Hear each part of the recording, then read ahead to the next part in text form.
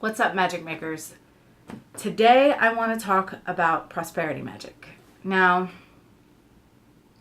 I'm just going to talk about this topic from my perspective, how I approach prosperity magic, how I work. So there are bound to be a million different ways people work toward prosperity, use magic for prosperity, and this is a very incomplete discussion of prosperity. Know that going in. What is prosperity? The definition of prosperity is a state of being successful, usually by making money. So I take that into account. Usually when I'm talking about prosperity, I'm talking about financial prosperity when I am working money draw magic. And of course, I want that to be successful. So I'm going to hit it from both angles. I'm going to work with correspondences that are for prosperity and success. If you've watched my videos by now, you've figured out that I'm into candle magic, herb craft, and working with stones. That's how I go about it. And so I'm going to talk about crystals that I would use for prosperity, herbs that I would use for prosperity, timing and symbolism and all that good stuff, just with regards to how I use prosperity magic. So let's jump in. So here are my prosperity stones. I'm not really going to go, they have many properties, but I am just thinking of them in regards to drawing prosperity into my life. So we have jade. And with this particular specimen, I might enchant it and carry it or hold it in my hand and sort of feed my intent into it because it is a palm stone. We've got aventurine.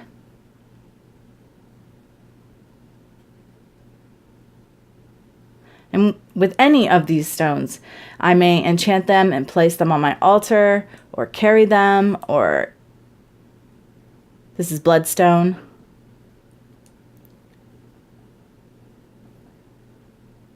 There are any number of ways that I work with stones in my magic. Here we have peridot. This one's in matrix. There's lots of little ones in there. This is emerald. Here's a more recognizable piece. We have tiger's eye.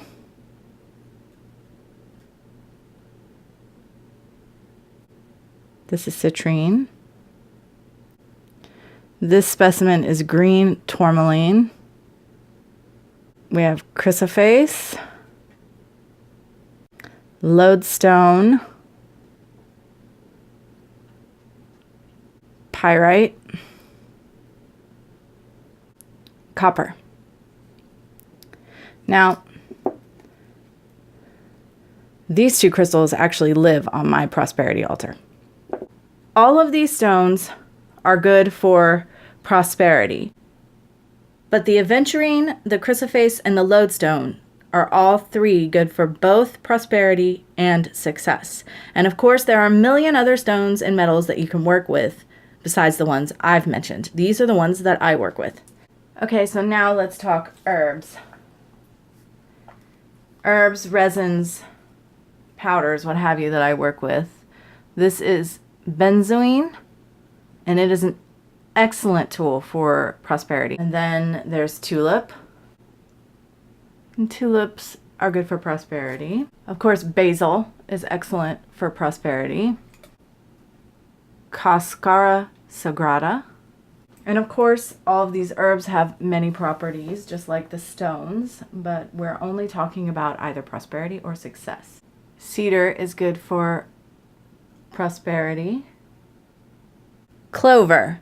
This happens to be red clover. Clover is good for both prosperity and success. We have ginger. This is ground ginger and also ginger root.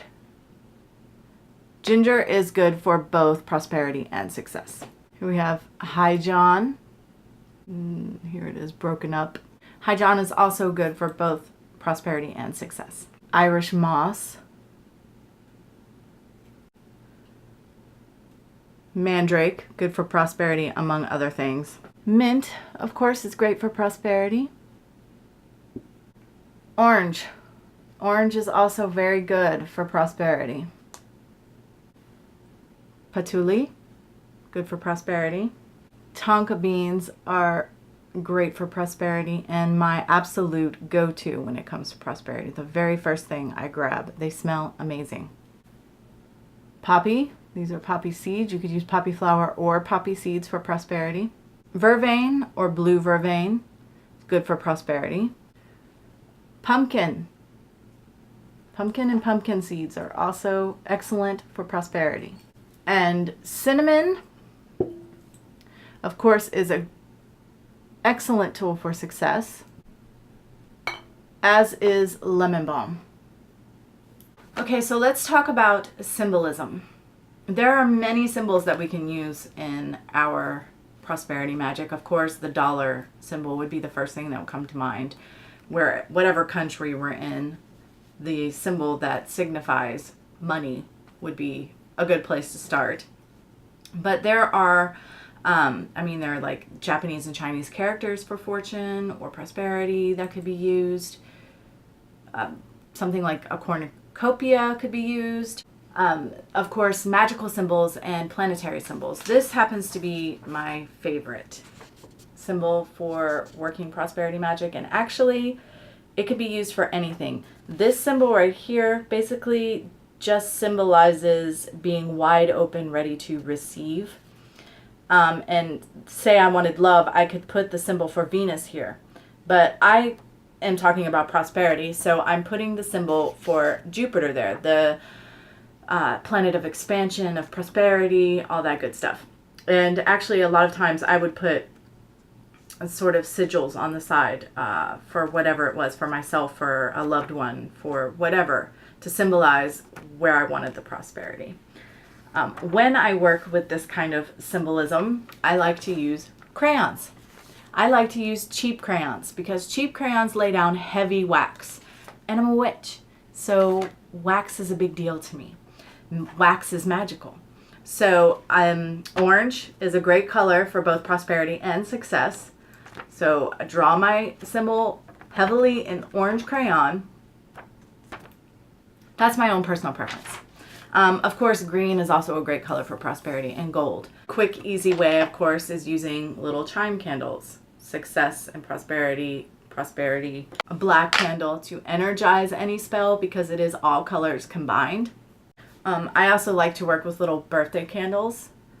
They're inexpensive, easy to find at party stores, even like Dollar Tree, and a great little quick spell for prosperity with this gold birthday candle. I am a practitioner who does not have a patron or matron deity. I work with Great Spirit, all aspects of Great Spirit, so I work with any deities. And so favorite go-tos for me would be, I like working with the Hindu gods. So Lakshmi and Ganesha are two great deities to work with regards to prosperity. Inari from the Japanese pantheon, I guess is the best way to put it. Goddess of prosperity, things of that nature. And I love to work with Hermes and Mercury, so also great with prosperity. I personally also like to work with the cycles of nature. So I do not do prosperity magic unless it is a Thursday, which is ruled by Jupiter, the planet of expansion and growth and prosperity and all that good stuff, during the waxing of the moon. Now, if I'm trying to do a spell to alleviate debt, I would work in the waning moon and I would pick a different day. Probably like a Saturday for releasing Saturn. But yeah, personally, that's the way I work. There are at least 2 Thursdays every month that I can do prosperity magic. If I had to do like a quick emergency spell, fine, what have you. But I mean, as far as just regularly feeding prosperity magic or any other type of magic, I would work exclusively on the day that corresponds. And if I really wanted to get technical, I might work within the hour, a Thursday during a Jupiter hour of Thursday, to really amp up that spell. If I were trying to just do something quickly on the fly, I would at least take into consideration how the clock is moving. So I would pick from whatever hour I decided I was going to work at. I would wait until the half hour mark, and then the clock hand is moving up to the hour mark and work, so that I'm building rather than working from the hour to the half hour where I'm detracting, where I'm decreasing. That's just how my mind works. This is, of course, is not necessary. It is not a requirement. Your magic is your magic, and you do it how you do it. I'm just sharing, and the hopes that it could be a benefit to someone somewhere. And because honestly, I like to hear about how other people work their magic and do their stuff too. So I know it's interesting to me to share these things. Lastly, I feel the most important component of my prosperity magic is attitude. When I work my magic, I'm coming from a place that there is enough for everybody. There is enough, whatever, money, homes, whatever it is, there is enough for everybody. I am deserving of what it is I'm asking for. I am open to receiving these blessings. I'm not blocking them. I am letting go of the attachment to the outcome and just letting it happen, understanding that Spirit will provide and that everything will come together as it should. I'm not sitting in fear. I'm not stressing. Magic, I don't care what kind of magic it is, isn't going to work if your attitude is the opposite of what it is you're trying to achieve. So I feel like that is my intent. My attitude, my intention is the most important part of the whole thing. The other things, they are focal points, and they are ingredients, and they are enhancers. As far as timing, talking about working on certain days of the week and stuff like that, for me, I feel like that is the difference between swimming upstream and just floating downstream. I'm just working with the energies around me as they already exist to enhance what it is I'm trying to do, rather than fighting against some energy that has nothing to do with what it is I'm trying to do. That's just the way I look at it. It's not really a tutorial or a lesson on how to do prosperity magic, just my take on it. What's your favorite prosperity herb, your favorite prosperity stone, symbol, what have you? I really am interested in learning these things from other people, whether I take them into my practice or not. You never know when you might hear something that opens you up in a way that you hadn't been before, and you can grow and become more in touch with your practice and more secure in your practice. So let me know. And thanks for listening, as always. Until next time, much love and gratitude.